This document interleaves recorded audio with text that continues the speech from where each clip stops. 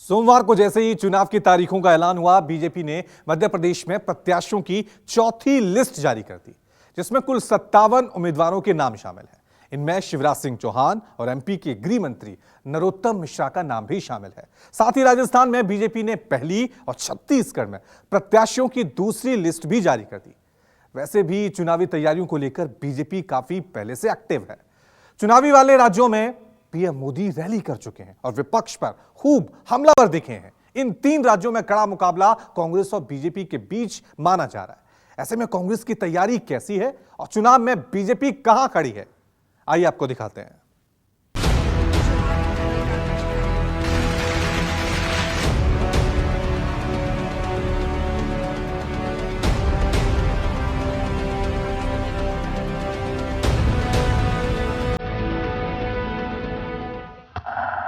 देश का मुकाबला करा, कौन नेता कहां खड़ा।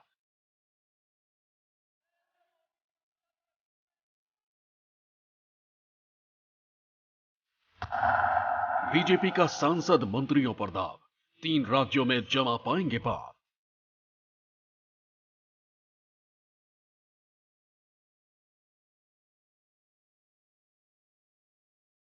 सोमवार को चुनाव की तारीखों के ऐलान के कुछ वक्त बाद ही बीजेपी की तरफ से मध्य प्रदेश में प्रत्याशियों की चौथी लिस्ट जारी कर दी गई। इस लिस्ट में 57 प्रत्याशियों के नाम शामिल हैं, जिनमें गृह मंत्री नरोत्तम मिश्रा और मौजूदा सीएम शिवराज सिंह चौहान का नाम भी शामिल है। इस तरह बीजेपी अब तक एमपी में 230 में से कुल 136 प्रत्याशियों के नाम घोषित कर चुकी है। बीजेपी ने राजस्थान में सोमवार को अपने प्रत्याशियों के नामों की पहली सूची जारी कर दी है। इसमें 41 प्रत्याशियों के नाम शामिल हैं। एमपी की तर्ज पर बीजेपी ने यहां पर अपने 7 सांसदों को भी चुनाव मैदान में उतारा है, जिसमें दिया कुमारी, राजवर्धन सिंह राठौड़, किरोड़ी लाल मीणा जैसे दिग्गज सांसदों का नाम भी शामिल है। जाहिर है कि एक खास रणनीति के तहत बीजेपी राजस्थान के रण को जीतने में कोई कोर कसर इस बार बाकी नहीं छोड़ना चाह रही।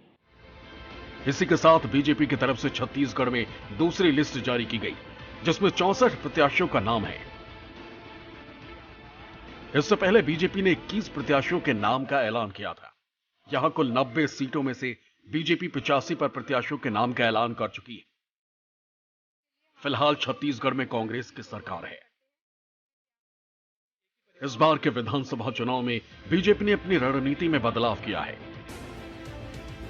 जहां पहले चुनाव की तारीखों के बाद प्रत्याशियों के नाम का ऐलान किया जाता था, इस बार हारी हुई सीटों पर मजबूत उम्मीदवार उतारे गए हैं और सांसदों के साथ साथ मंत्रियों को टिकट देकर जीत पक्की करने की गारंटी चाहती है। राजस्थान के लोगों ने कांग्रेस के कुशासन से मुक्ति पाने का बिगुल फूंक दिया है। पिछले 5 साल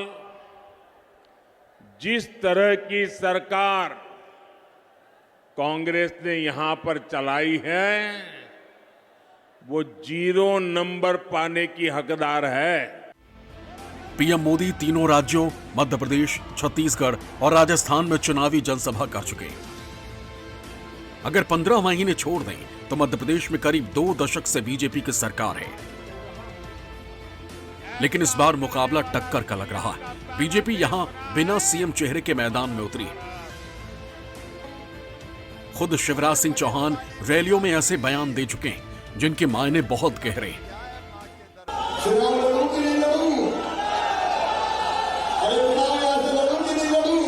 ऐसा भैया मिलेगा नहीं, जब मैं चला जाऊंगा तब याद आऊंगा।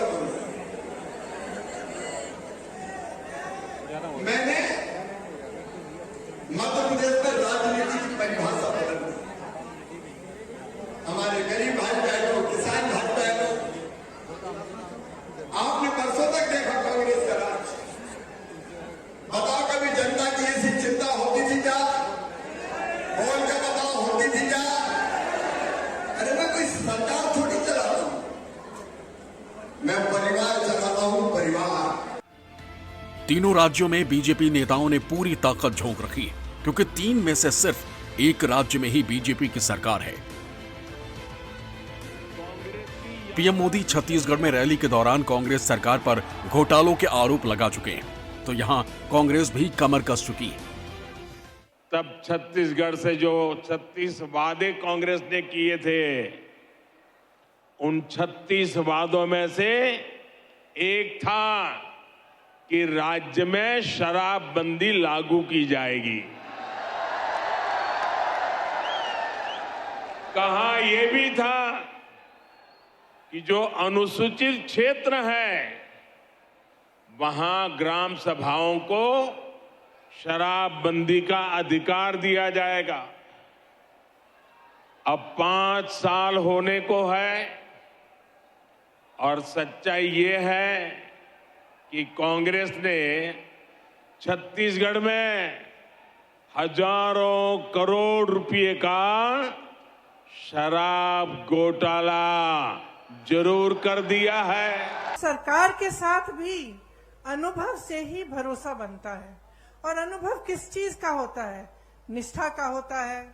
आप देखते हैं कि यह सरकार हमारे लिए काम कर रही है। क्या इस सरकार के लिए जनता सर्वोपरि है कि नहीं? क्या इस सरकार में ऐसे मंत्री हैं, ऐसे लोग हैं जो सबसे पहले अपना फायदा देखते हैं या सबसे पहले जनता का फायदा देखते हैं? और जब आपको अपने अनुभव से पता चलता है कि हाँ, हमारे गांव में काम हो रहा है, हमारे नगर में काम हो रहा है, प्रदेश का निर्माण हो रहा है, हमारी कोई समस्या होती है उसके हल के लिए कार्य हो रहा है, तभी आपका सरकार में भरोसा बनता है। तेज का रण 520 विधानसभा सीटों के साथ साथ 65 लोकसभा सीटों का भी है। इसलिए बीजेपी हो या फिर कांग्रेस, प्रत्याशियों का चुनाव सोच समझ कर रहे हैं। छत्तीसगढ़ की रैली में प्रियंका गांधी जातीय गणना का मुद्दा उठा चुकी। उन्होंने साफ किया है कि अगर सूबे में फिर से कांग्रेस की सरकार आई तो जातीय गणना कराई जाएगी। मैं यहाँ खड़े हुए घोषणा करना चाहती हूँ, बघेल जी से मैंने बात की है, अगर हमारी सरकार दोबारा छत्तीसगढ़ में आएगी तो बिहार की तरह यहाँ भी जाति जनगणना कराई जाएगा। भाजपा की सरकारें जो हैं अमीरों के लिए चलती हैं, चाहे पेंशन की बात करें, चाहे आप जाति जनगणना की बात करें, मौन हो जाते हैं।